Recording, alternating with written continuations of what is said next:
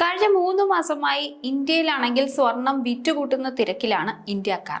എന്നാൽ ചില ഗൾഫ് രാജ്യങ്ങളിലെ സ്ഥിതി മറ്റൊന്നാണ്.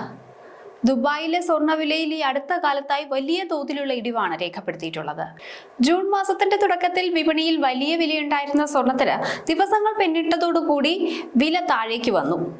മലയാളികൾ സാധാരണയായി വാങ്ങാറുള്ള സ്വർണത്തിന്റെ നിരക്കിലും ഈ കുറവ് പ്രകടമാണ്. ആഴ്ചകളിലെ ഏറ്റവും കുറഞ്ഞ നിരക്കിലേക്ക് സ്വർണ്ണവില എത്തിയതോടുകൂടി നാട്ടിലേക്ക് വരാൻ ഒരുങ്ങുന്നവർക്കും സ്വർണം വാങ്ങാൻ ആഗ്രഹിക്കുന്നവർക്കുമെല്ലാം ഇത് ഏറ്റവും അനുകൂലമായ സമയമായിട്ട് മാറിയിരിക്കുകയാണ്. സ്വർണ്ണവിലയിൽ ദുബായിലെ പ്രവാസികൾ ആഗ്രഹിക്കുന്ന മാറ്റമാണ് ഇപ്പോൾ വന്നെത്തിയിരിക്കുന്നത്. യുഎഇയിലെ സ്വർണ്ണ വിപണിയിലും സ്വർണം വാങ്ങാൻ ഇപ്പോൾ വളരെ അനുകൂലമായിട്ടുള്ള സമയമാണ്. ആഗോള സ്വർണ്ണ വിപണിയിൽ വൻ ഇടിവാണ് രേഖപ്പെടുത്തി കഴിഞ്ഞത്. കഴിഞ്ഞ ദിവസങ്ങളിൽ ഉണ്ടായ ചില ചലനങ്ങൾ കാരണമാണ് ഈ ഇടിവെന്നാണ് സ്വർണ്ണ വ്യാപാരികൾ പറയുന്നത്. നിലവിൽ ലഭിച്ച കണക്കുകൾ അനുസരിച്ച് 2008 ഒക്ടോബറിലെ ആഗോള സാമ്പത്തിക പ്രതിസന്ധിക്ക് ശേഷമുണ്ടായ ഏറ്റവും വലിയ ഇടിവാണ് ഇന്ന് സ്വർണ്ണ വിപണിയിൽ ഉണ്ടായിരിക്കുന്നത്. കൂടാതെ കഴിഞ്ഞ ദിവസം ആഗോള സ്വർണത്തിനുണ്ടായ തകർച്ച യുഎഇയിലെ റീറ്റെയിൽ വിപണിയിലും പ്രകടമായിട്ടുണ്ട്. ഇന്ന് വിപണി തുറന്നപ്പോൾ യുഎഇയിൽ സ്വർണ്ണവിലയിൽ വലിയൊരു കുറവാണ് രേഖപ്പെടുത്തിയത്. ഏറ്റവും ഉയർന്ന ഗുണനിലവാരമുള്ള 24 ക്യാരറ്റ് സ്വർണം ഗ്രാമിന് 480.25 ദിർഹത്തിലാണ് വ്യാപാരം നടന്നത്.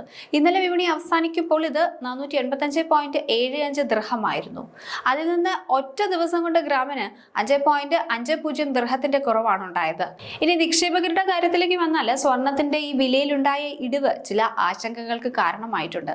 ഇതിന് പിന്നാലെ തന്നെ സാമ്പത്തിക വിദഗ്ധർ ഇത് വിപണി തകരുന്നതിന്റെ ലക്ഷണമായി കാണേണ്ടതില്ല എന്നും ആശങ്കപ്പെടേണ്ടതില്ല ഒക്കെ പറഞ്ഞിരുന്നു.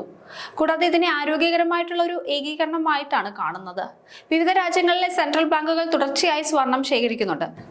ആഗോള സമ്പദ് വ്യവസ്ഥകളിലുടനീളം വർദ്ധിച്ചു വരുന്ന മാറ്റങ്ങളും യുദ്ധ സാഹചര്യങ്ങളും തന്നെയാണ് സ്വർണ്ണ വിപണിയിലെ ഈ ഇടിവിന് പ്രധാന കാരണം. ഒപ്പം തന്നെ സ്വർണ്ണവില ഉയരാൻ ആവശ്യമായ കാരണങ്ങളും ഇപ്പോഴും വിപണിയിൽ നിലനിൽക്കുന്നുണ്ട്.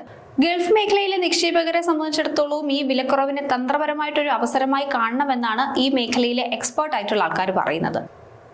ഈ ഗൾഫിലെ സ്വർണത്തിനോട് പലർക്കും ഒരു വല്ലാത്ത താല്പര്യമുണ്ട്.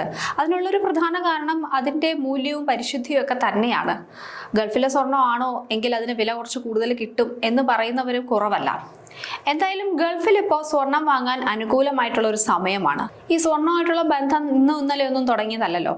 ആയിരക്കണക്കിന് വർഷങ്ങളായി മനുഷ്യ നാഗരികതയെ സ്വർണത്തോളം ആകർഷിച്ച മറ്റൊരു ലോഹമില്ല.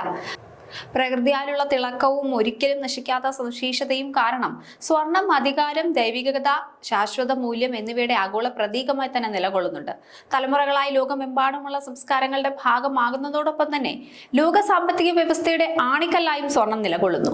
ഏഷ്യൻ, മിഡിൽ ഈസ്റ്റ് രാജ്യങ്ങളിൽ സ്വർണം വെറുമൊരു ആഡംബര വസ്തു മാത്രമല്ല, മറിച്ച് വൈകാരികവും സാമൂഹികവുമായ ഒരു സുപ്രധാന ഘടകം കൂടിയാണ്. പ്രത്യേകിച്ച് ഇന്ത്യയിൽ മതപരമായ ചടങ്ങുകളുമായും ആഘോഷങ്ങളുമായും എല്ലാം സ്വർണം ാണ് ബന്ധപ്പെട്ടിരിക്കുന്നത്. ഐശ്വര്യത്തിന്റെയും സമൃദ്ധിയുടെയും ദേവിയായ ലക്ഷ്മിയുടെ പ്രതീകമായിട്ടാണ് സ്വർണത്തെ കാണുന്നത് പോലും. അതുകൊണ്ട് തന്നെ അക്ഷയ തൃതീയ പോലുള്ള വിശേഷ ദിവസങ്ങളിൽ സ്വർണം വാങ്ങുന്നത് ഒരു ആചാരമായി തന്നെ വർഷങ്ങളായി തുടരുന്നു. സ്വർണത്തിനോടുള്ള വൈകാരികമായ താല്പര്യം അതിന്റെ സാംസ്കാരിക മൂല്യം വർദ്ധിപ്പിക്കുമ്പോൾ അതിന്റെ സാമ്പത്തിക പ്രായോഗികതയാണ് അതിനെ മികച്ചൊരു നിക്ഷേപമാക്കി മാറ്റുന്നത്. സാമ്പത്തിക രംഗത്ത് സ്വർണത്തെ ഏറ്റവും സുരക്ഷിതമായൊരു നിക്ഷേപമായിട്ടാണ് പലരും കാണുന്നത്.